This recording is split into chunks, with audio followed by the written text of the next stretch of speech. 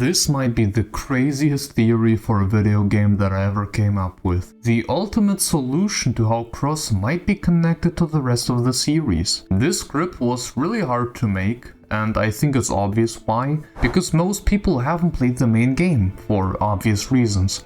And yet it seems that everyone pretends to know that this game isn't connected and the story sucks. Because some loud minority are screaming it out loud and everyone seems to share the sentiment now, which is nonsense in my opinion. But for this video I won't go into any spoilers for the main game. The only things I will talk about or mention are things from the art book that aren't part of the game anyways. The very first cutscene from the game, which you probably have seen multiple times now through various previous trailers for the game, and very little details that won't alter your experience when playing this game. You will see what I mean. Though I hope you have played the first, second and third game, including Future Redeemed. I unfortunately can't do this video without you having played these games and expansions before. And with that, I ask you to lay back, grab some snacks and drinks, and enjoy my biggest galaxy brain theory on how Cross will 1000% be connected to the main series, even if you like it or not. Let's get into it. Since finishing Cross, I had a crazy theory for this game.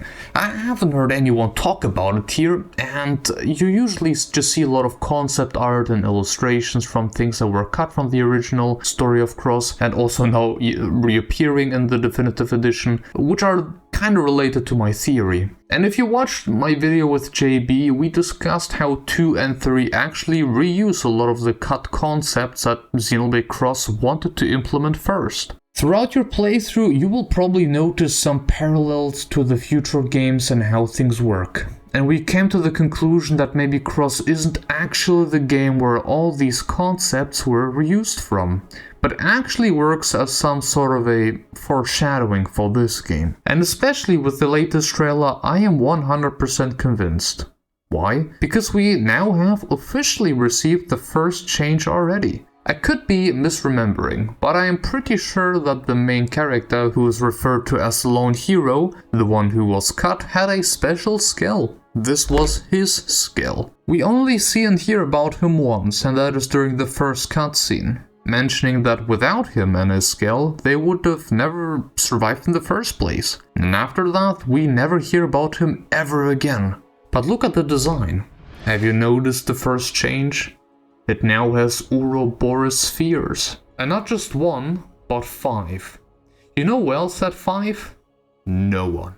But there was the Ouroboros fusion from Future Redeemed, who had like 6 or 7 orbs. Even weirder is the fact that those orbs seem to be orange, like from the regular Ouroboros from the third game. But in the last few frames they change color, switching to purple, and with that change his sword seems to get powered up. But this design in general is actually the original design of that skill, with having multiple Ouroboros spheres across his body.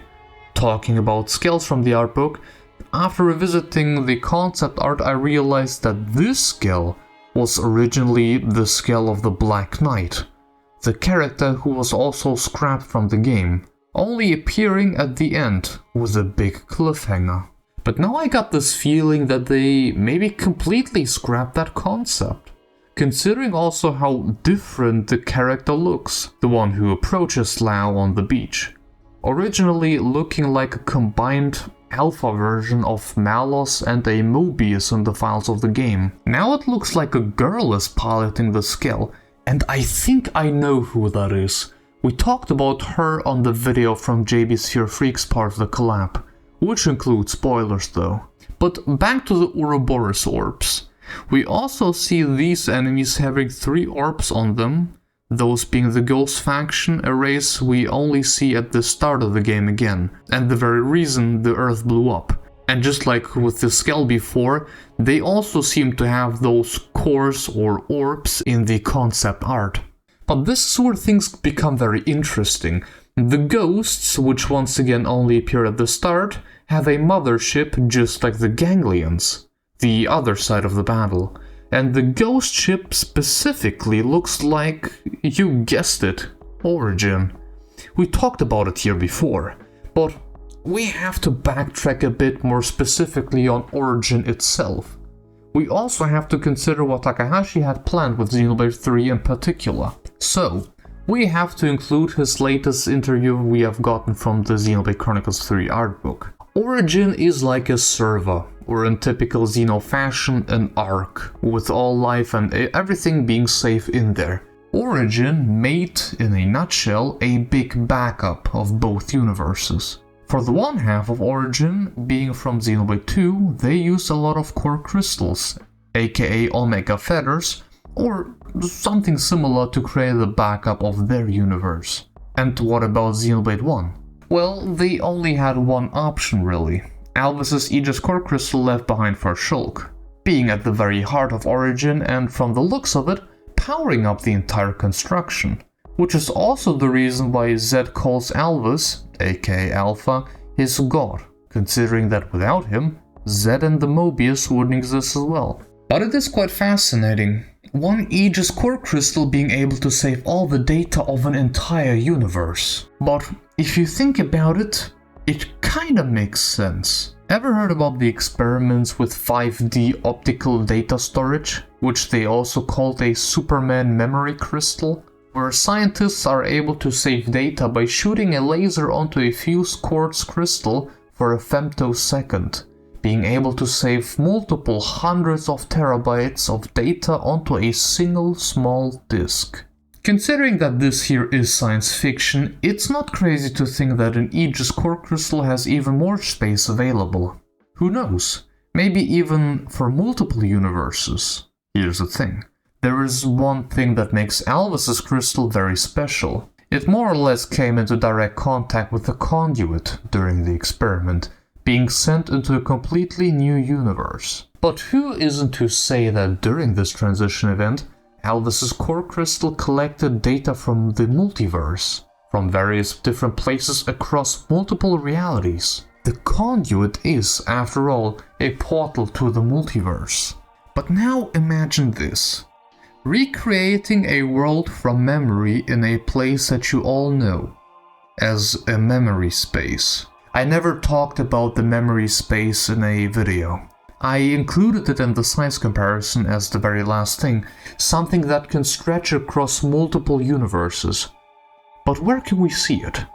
The first game, right? The universe thing created by Zanza where you slowly approached him towards the finale? Or was it? There is only one character we meet in this environment, multiple times even. Those memories are the memories of Ontos, the Aegis core crystal. All the data, aka memories from this universe, so precisely in fact that you can watch planets like Jupiter, Saturn, and many more from up close and high detail. But why him specifically? Because the second time we are hit with the memory space is the memory of Pneuma, remembering how Elysium looked like in the past. And even in Future Redeemed we have a very clear memory from the original Earth pre-experiment, allowing us to even wander in those memories. And data he has collected. Data from completely different galaxies and universes. From what we know, the entire party can be in this memory space, and be completely separate from the universe that they came from. It's almost like some sort of a pocket dimension, which the rest of the universe that they left behind is completely unaware of. And you could argue that it's similar to what the Xenoblade 1 universe is, a pocket dimension created by Alvis, which is a completely separate universe. But what exactly is Aionios then? The combined world of 1 and 2? Yes. But also no. Because if you zoom out, you see that the entire continent is just a small piece of land in an infinitely long sea, just like in the first game. Maybe even something recreated from the memory of an Aegis core crystal that was also fed from the data that the crystals from the second game provided. And not just them, but also Pneuma's crystal, which seems also to be part of Origin.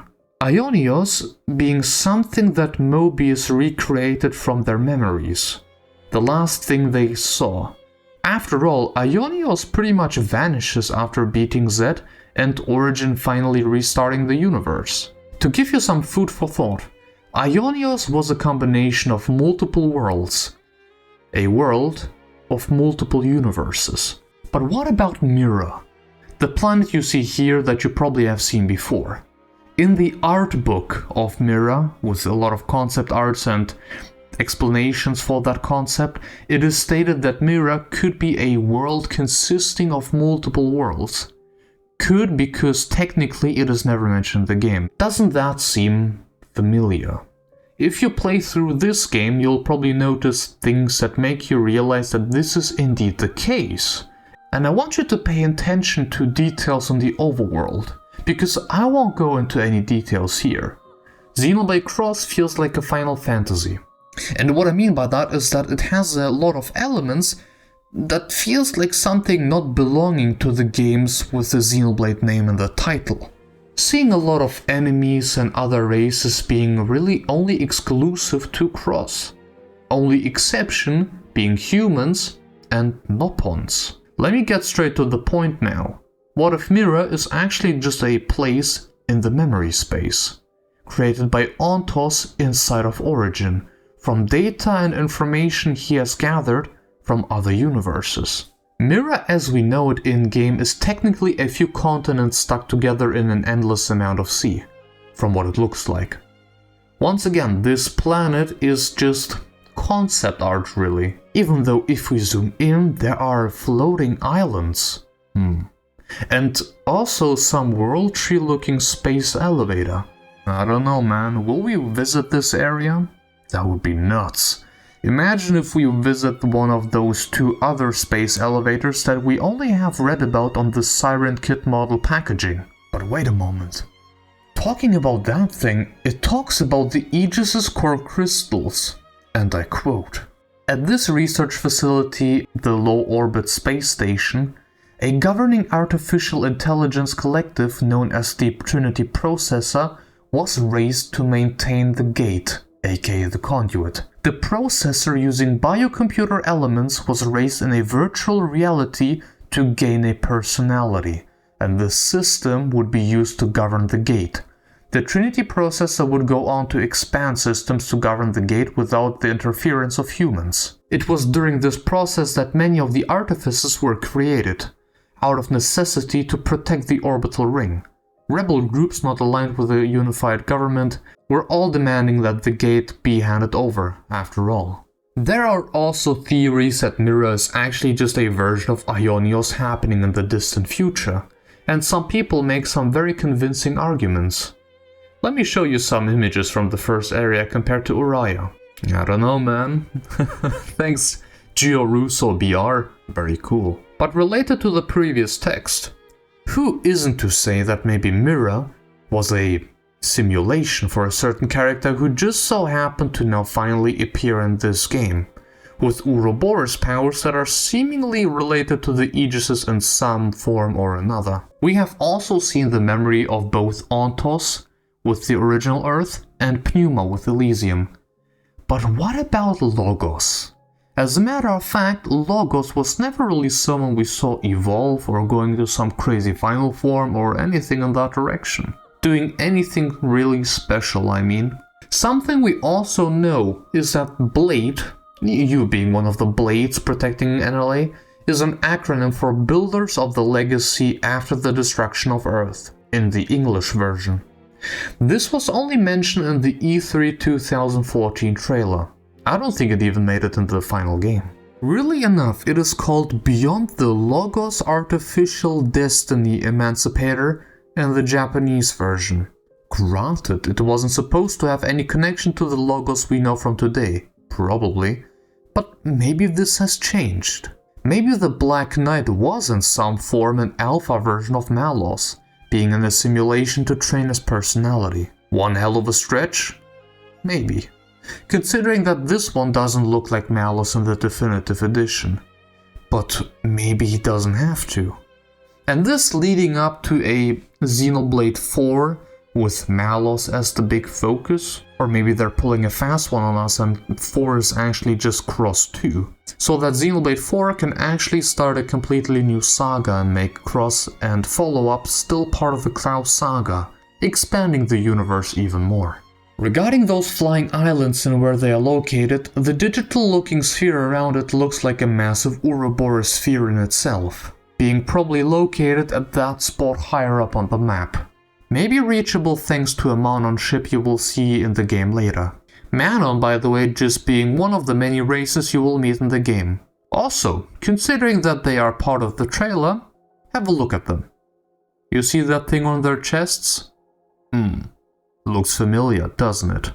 I can't deny that this theory is a bit all over the place, considering that I also don't want to mention anything related or found on the main story, or also a lot of lore from side quests and text from bosses and items. But all things considered, I have this feeling that all of that is in some way not real, or only as real as Aionios is in that sense. Either being a place in a memory space that exists thanks to the Aegis core crystals of Ontos, or a simulation for one of those crystals, most likely related to Malos. There is also another very interesting thing mentioned by A at the end of Future Redeemed, talking about A, aka Alpha or technically both of them, being an avatar of this world. But what does that mean? And why do Shulk and Rex have to go as well? Even if Shulk would be the avatar of the Xenoblade 1 universe, and Rex for 2's, it would defeat what Ace said, no? Considering that their world, Aionios, is just a fusion of those both worlds. And that releasing Glimmer and Nicole from the flow is considered against the rules? Set by who exactly? Which kind of rules? A does mention that all of them will take up the role of the avatar of this world, but it slightly contradicts what has been said before, no? Honestly, what are the chances of it just being a parallel universe with Dmitry Yuriev on that specific space elevator? Meeting him there like him being Klaus of that station. Future Redeem mentioned him being in the Minos Authority. The thing you see back there is the Radamanthus Authority, aka the World Tree from 2. There is still the Isis, the one station that was never mentioned. Isis was a king of the islands of Aegina in Greek mythology. But king of the islands? Floating islands? It is rather close to those islands. And I quote from the Xenoblade wiki that the name Radamanthus references Greek literature. Some authors depicted Radamanthus as a right-hand man to Cronus, the ruler of Elysium, while other authors such as Homer depicted him as the ruler of Elysium himself.